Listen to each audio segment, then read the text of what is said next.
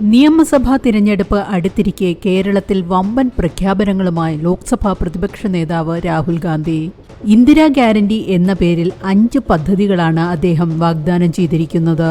അദ്ദേഹത്തിന്റെ പ്രഖ്യാപനങ്ങൾ ഇതാണ്. KSRTC ബസ്സുകളിൽ സ്ത്രീകൾക്ക് സൗജന്യ യാത്ര അനുവദിക്കും. ഇത് സ്ത്രീകളുടെ യാത്രാ സൗകര്യം വർദ്ധിപ്പിക്കുകയും കുടുംബങ്ങളുടെ ദൈനംദിന ചെലവ് കുറയ്ക്കുകയും ചെയ്യും. സംസ്ഥാനത്തെ ഉന്നത വിദ്യാഭ്യാസ രംഗത്ത് കടന്നുവരുന്ന പെൺകുട്ടികളെ പ്രോത്സാഹിപ്പിക്കുന്നതിനായി കോളേജ് വിദ്യാർത്ഥിനികൾക്ക് മാസം തോറും 1000 രൂപ സാമ്പത്തിക സഹായം നൽകും. ക്ഷേമ പെൻഷൻ 3000 രൂപയായി ഉയർത്തും. സമൂഹത്തിലെ പാർശ്വവൽക്കരിക്കപ്പെട്ടവർക്ക് അർഹമായ സാമ്പത്തിക സുരക്ഷ ഉറപ്പാക്കുന്നതിന് സാമൂഹിക ക്ഷേമ പെൻഷൻ 3000 രൂപയായി വർദ്ധിപ്പിക്കും.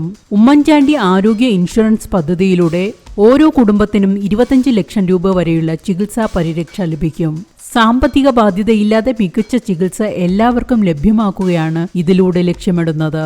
അതുപോലെ സംരംഭങ്ങൾ തുടങ്ങുന്നതിനും തൊഴിലവസരങ്ങൾ സൃഷ്ടിക്കുന്നതിനുമായി യുവാക്കൾക്ക് 5 ലക്ഷം രൂപ വരെ പലിശരഹിത വായ്പ നൽകും. കേരളത്തിലെ വയോജനങ്ങളുടെ ക്ഷേമം, സംരക്ഷണം, അന്തസ്സ് എന്നിവ ഉറപ്പാക്കുന്നതിനായി ഒരു പ്രത്യേക വകുപ്പ് തന്നെ രൂപീകരിക്കും.